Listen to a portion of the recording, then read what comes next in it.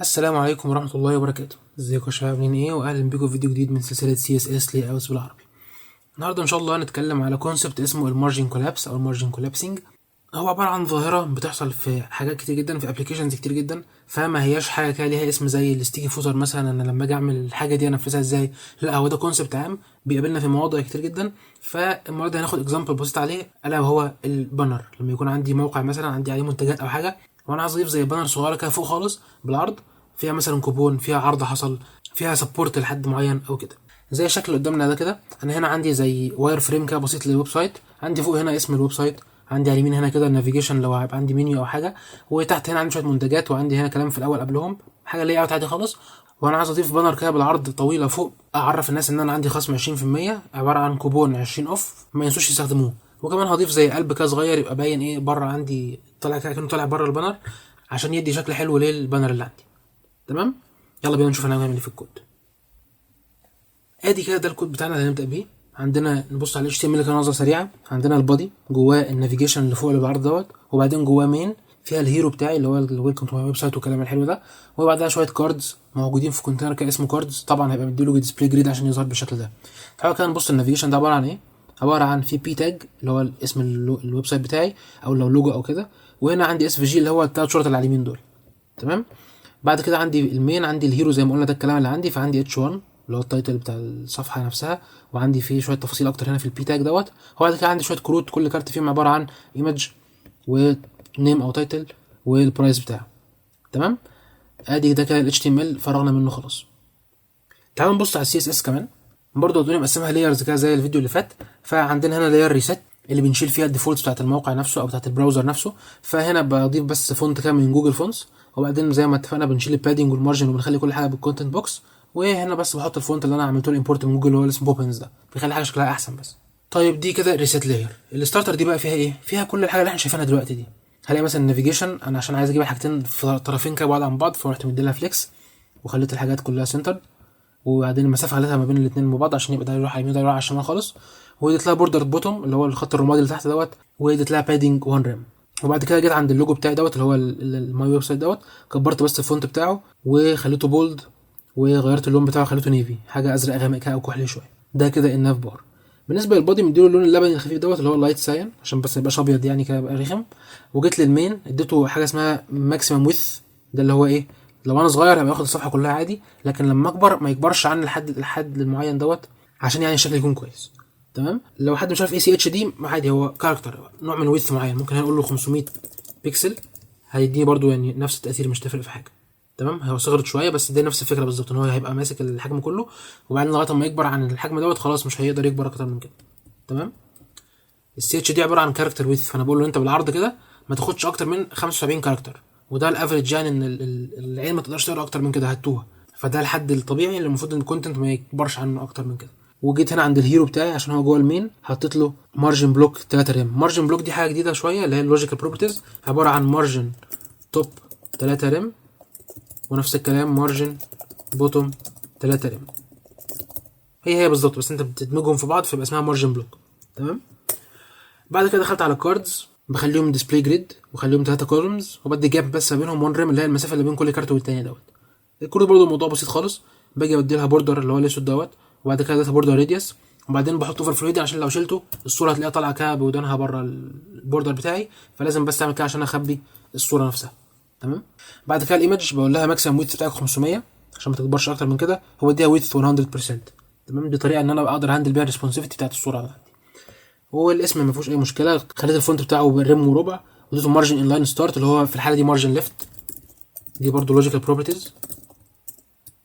مارجن ان لاين ستارت دي ليه بنكتب كده مش مارجن ليفت؟ عشان لو انا حولت كلام العربي هو اوتوماتيك هيحولها مارجن رايت، فدي بتبقى ميزه ان انا لما اجي عندي الموقع بتاعي شغال على اكتر من لغه، لو راح عربي او انجليزي ما اقعدش بقى اوفر رايد واخليها مارجن رايت بدل ليفت، لا هو ان لاين ستارت دي اوتوماتيك هتتهندل معايا يمين وشمال. والبرودكت برايس نفس الكلام، بديها مارجن برضو قبلها، وخليت الفونت اكبر شويه وخليته بولدر. ده كده كل اللي عندنا عشان نبتدي في الشغل بتاعنا.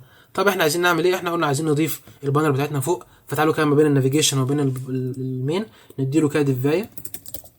تمام. هنحط جواها بي تاج اللي هو 20% of all products، ونقفل البي تاج دي. ونفس الكلام بقى على بقيه الكلام هكتبه واجيلكم.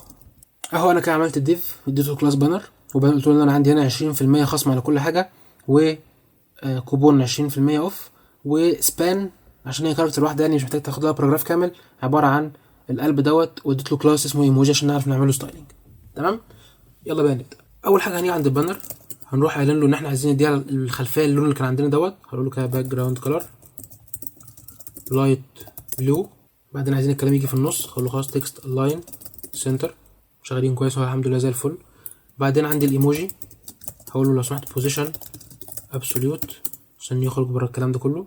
وبعدين نخليه يكبر شويه، نقول له مثلا فونت سايز 3 رام. ونيجي عند البانر طبعا نقول له بوزيشن ريلاتيف عشان يكون ريلاتيف ليه هو. ونيجي هنا كان نقول له ان الرايت ب 20 بكسل مثلا عشان ما يخرجش بره خالص. ونيجي هنا عند البوتوم نقول له 0. حاليا ان هو طلع مني قوي فانا عايز انزله شويه، هقول له خلاص خليه نيجاتيف 30 بكسل مثلا، كده بقى مكانه زي الفل. هلاقي ان فاضل لي حاجه صغيره خالص، وهي ان انا بس الكلام لازق قوي فانا محتاج اديله ايه مارجن فيه وتحتيه كده. فهاجي هنا اقول له خلاص تعالى عند دوت بانر بي، هات لي البي تاجز اللي جوه دي واديهم مارجن توب 10 بكسل ومارجن بوتوم 10 بكسل. هلاقي ان في حاجه غريبه حصلت، هو انا حطيت المارجن على البانر كلها ولا حطيته على البي تاج؟ انا حطه على البي تاج بس. طب هو ليه ما اداش مسافه فوق البي تاج؟ ده مسافه فوق البانر كلها. حتى لو جينا فتحنا الانسبكت ده اهو، نيجي نجرب نشوف الاليمنت ده عباره عن ايه. لان البي تاج اهو هو فعليا ليه مارجن، المارجن محطوط عليه هو. لو جيت عن البانر ما لهاش مارجن، البانر مزقوقه تحت من نفسها كده بس ما لهاش اي مارجنز خالص. هو ايه اللي حصل يخليه ياخد المارجن من على البي تاج ويحطه على البانر؟ ونفس الكلام هنلاقيه على الكوبون، هو ليه مارجن بوتوم اهو اللي هو اللون الاصفر الصغير ده، لكن اكنه راح شايله خالص وراح حطه على البانر. ايه اللي حصل هنا ده؟ اللي حصل هنا ده بقى اسمه المارجن كولابس.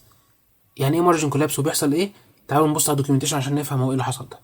لو دخلنا على الدوكيومنتيشن بتاع الموزيلا بتاع الويب بشكل عام يعني، هنلاقي بيقول ان المارجن كولابسنج دوت بيحصل لما التوب او البوتوم مارجنز بيحصل لهم كومباينيشن او كولابسنج في مارجن واحد بس، وحجمه بيكون ايه؟ بيكون اكبر سايز فيهم. يعني ايه الكلام ده؟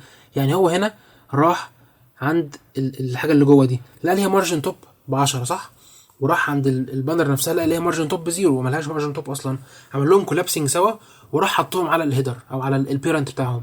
طب هو ليه ده حصل؟ ليه ده حصل؟ هو ده الديفولت بتاع اللغه، خلاص ده اللي حصل واحنا محتاجين بقى نتعامل معاه. فهليه بيقول ان تعريف المارجن كولابسنج دوت هو لما يحصل في شويه توب او بوتوم مارجنز بيحصل لهم كومباينيشن او كولابسنج في مارجن واحد بس. طيب بيحصل امتى الكلام ده؟ بيحصل في 3 حالات، حالتين منهم بنشوفهم كتير وحاله تقريبا ما بتحصلش خالص قدامنا. اول حاجه الادجيسنت سيبلينجز هنرجع لها في النص، وتاني حاجه اللي احنا شفناها دلوقتي نو كونتنت سيبريتنج بيرنت اند سندنس، يعني مفيش اي حاجه بتفصل ما بين البيرنت وما بين الحاجات اللي جواه. في الحاله دي مفيش اي حاجه بتفصل ما بين البيرنت اللي بره اللي هو البانر نفسها اللي بالازرق الغامق دي والكونتنت اللي جوه اللي هو البي تاج اللي فوق او اللي تحت، مفيش اي حاجه بتفصل المارجنز بينها وبين بعضها. فاللي بيحصل هنا بيقول لي لو مفيش عندك بوردر ولا بادنج ولا انلاين بارت ولا بلوك فورماتنج كونتكست ولا الكلام ده كله، فاللي بيحصل ان ذوس مارجن كولابس، والكولابسنج دوت بيند اب اوتسايد ذا بيرنت، فبياخد المارجن دي كلها يجمعها على بعضها ويحطها بره البيرنت بره خالص. طيب هو بيقول لي الكلام ده بيحصل امتى؟ لو مفيش اي حاجه من الكلام ده. طب تعالوا نمشي عليهم واحده واحده ونشوف ممكن نحلها ازاي. بيقول لي لو ما عندكش بوردر. يعني ايه؟ يعني انا لو عندي بوردر عند البيرنت هيحل لي المشكله دي. تعالوا نجرب.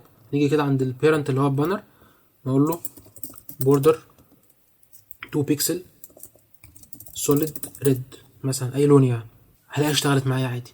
طب شكلها وحش مش عايزها تبقى كده، خلاص اديها نفس اللون هتظهر معاك شغاله عادي ولا اكن في اي مشكله فيها. طيب ادي حل من الحلول اللي ممكن نعملها، جميل جدا. بيقول لي لو عندك بادنج. طيب تعالوا كده نشيل البوردر دوت، هيرجع لي المشكله عندي تاني. بيقول لي لو انت عندك بادنج على البيرنت نفسه جرب كده، قول له مثلا 10 بكسل هلاقيها اشتغلت برضو عادي.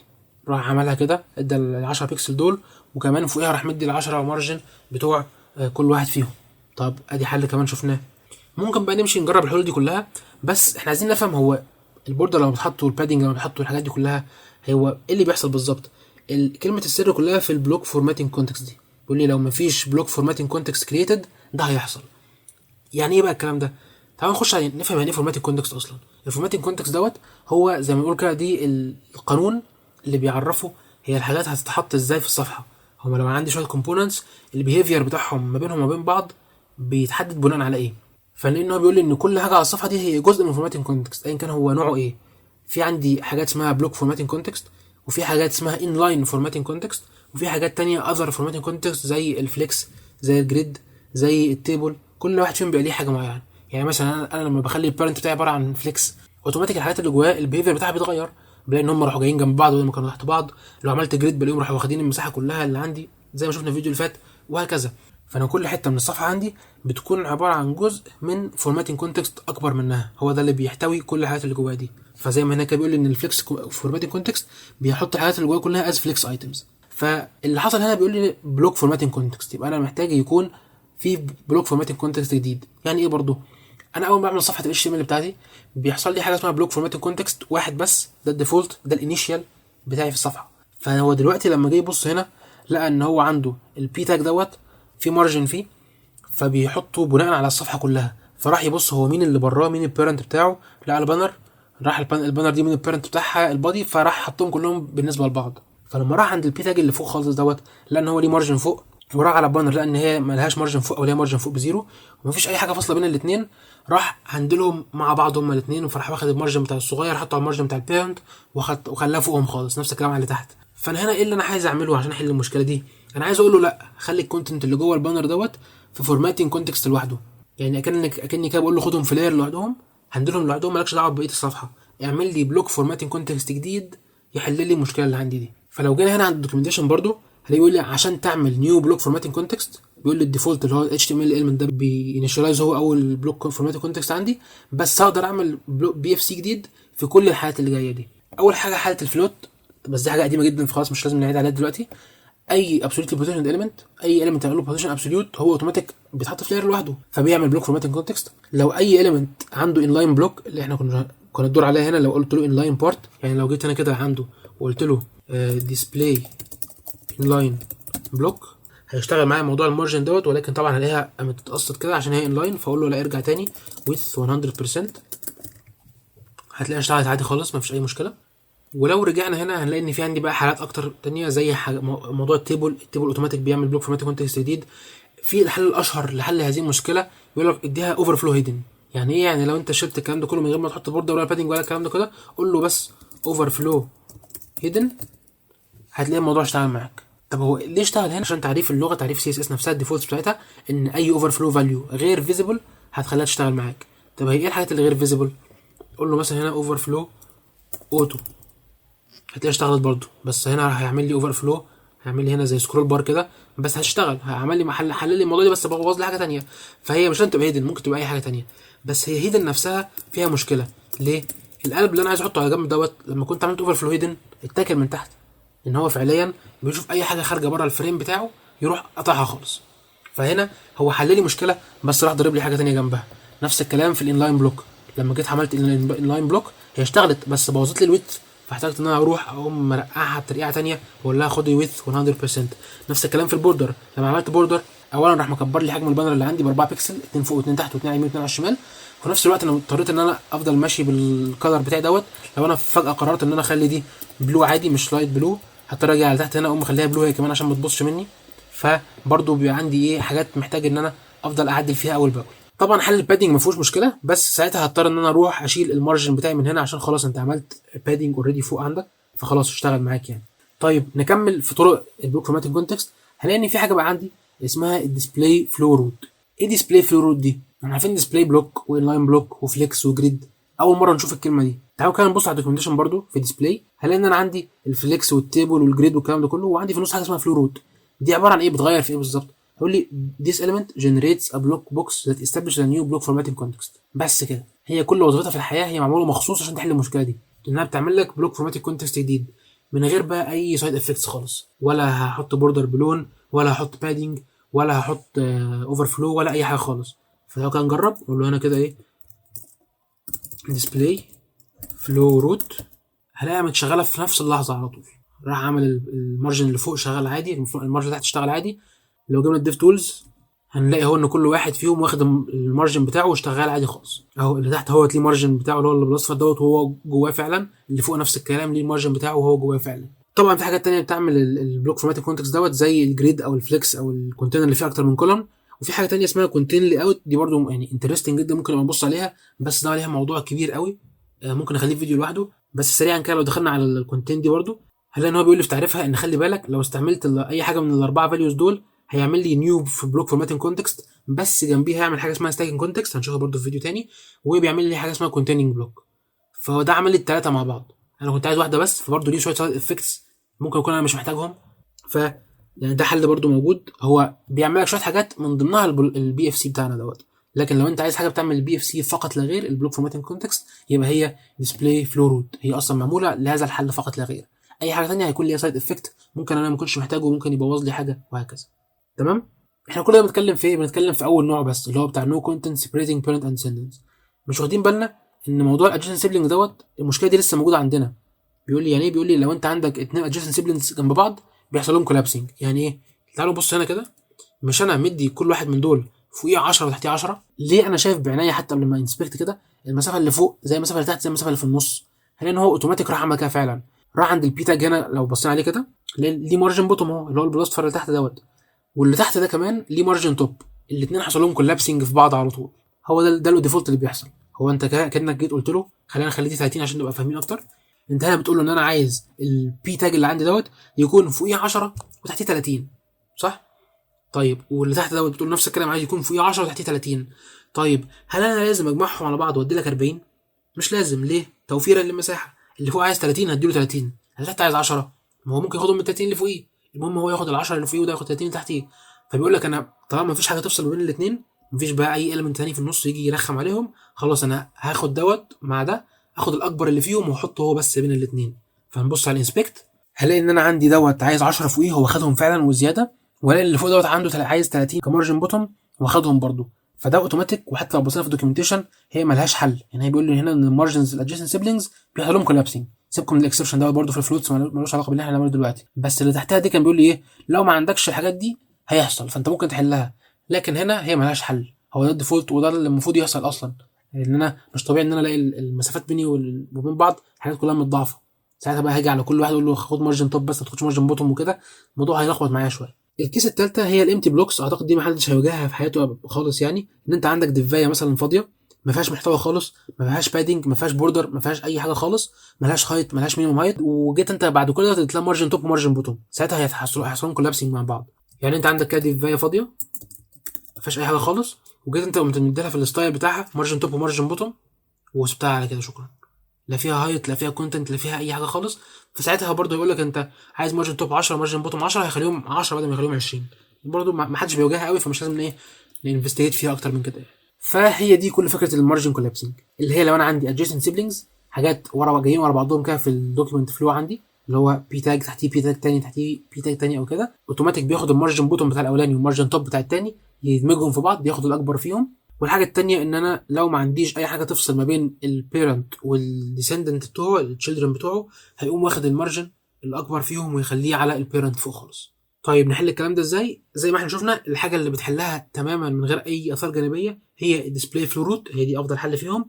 وان كنت اصلا انصح الصراحه يعني ان انت لو انت عايز تدي مسافه حوالين الحاجات اللي جوه روح على طول للبادنج، ما تروحش للمارجن. يعني انت من الاول خالص ما تعملش الديسبلاي فلو روت وسيبك من الكلام ده برضو، بس تيجي هنا وتروح قايل لي انا عندي بادنج 10 بكسل، هيديك نفس الافكت اللي انت عايزه بالظبط من غير بقى ما تقعد تلف اللفات اللي احنا عملناها دي كلها ويضرب في وشي ويحصل مشكله والكلام ده كله.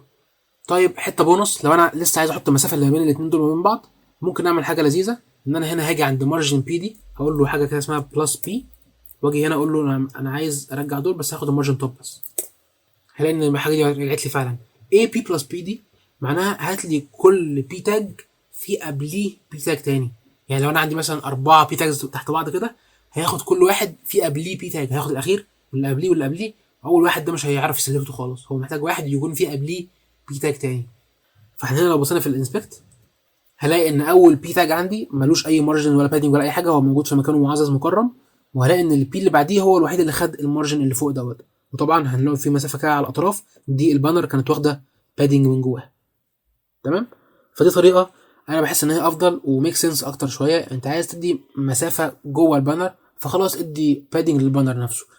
ممكن حد يقول لي طب ما انا اوتوماتيك اصلا طول عمري بعمل كده، بعمل بادنج على طول، ازاي المشكله دي بتواجهني؟ المشكله دي دايما بتواجهنا في حاجات كتير لما بيكون عملت ويب سايت والدنيا شغاله معايا زي الفل، بس جيت بقى احط السكشنز تحت بعضها. يعني انا عندي سكشن بتاع الهيرو ده مثلا وبعدها عندي سيكشن فيه شويه منتجات، وبعدها عندي سيكشن تاني فيه فورم كده عشان تكون او تقص او حاجه، وبعدها في سيكشن تاني في الكاتيجوريز بتاعتي مثلا، شويه سيكشنز. لما باجي احطهم تحت بعض وادي كل واحد فيهم مارجن ومارجن، ابقى متخيل ان هو هيحط ضعف المسافه بينهم. كل واحد مثلا ليه مارجن توب 10 ومارجن بوتوم 10، ابقى متوقع ان هيحصل بينهم 20 عشان كل واحد فيه قبليه 10 وبعديه 10. لا، هلاقي ان هم بقوا 10 بيكسل بس مش 20 بيكسل. فهنا برضو بيحصل مارجن كولابسنج، وساعات ما نبقاش فاهمين هو ده بيحصل ليه. فاحنا كده عرفنا حاجه جديده وهي المارجن كولابسنج، وده ادى بينا ان احنا نعرف ان في حاجه اسمها فورماتنج كونتكست اصلا، دوت اللي بتعرفني هو ايه اللي بيحصل في الفلو بتاع الدوكيمنت بتاعتي، الحاجات بتترص ازاي، بتتعامل مع بعضها ازاي. وعرفنا منها كمان حاجه جديده اللي هي ديسبلاي فلو روت. طبعا في فورماتنج كونتكست اكتر زي ما قلنا، احنا اوريدي عارفين الفليكس والجريد عشان بنعرف هو ايه اللي بيحصل جواهم، والفليكس ايتمز بيتظبطوا ازاي وكده. فاضل بس حاجه صغيره اللي هي الانلاين فورماتنج كونتكست. هتلاقيه برضو بيدينا شويه معلومات احنا اوريدي عارفينها بس محدش فصصهم لنا جنب بعض كده، ان هو البوكس موديل مش بيشتغل كله هنا في الانلاين فورماتنج كونتكست. لو انا عندي حاجه انلاين زي السبان مثلا او الاي تاج او كده، يقول لي انت عندك البادنج والحاجات دي بتشتغل في الهوريزونتال بس، يعني هيزق الحاجات من على يمين وشماله، لكن فوق وتحت في الفيرتيكال مش هتشتغل. هيقول لي ان هو الفيرتيكال بادنج هيتعملوا فعلا، بس هيبقى فيه اوفرلابنج، مش هيزقوا الحاجات فوق وتحت زي ما كان بيحصل في البلوك العادي. ده كده كل اللي كان في فيديو النهارده، اتمنى تكونوا استفدتوا. شكرا جزيلا والسلام عليكم.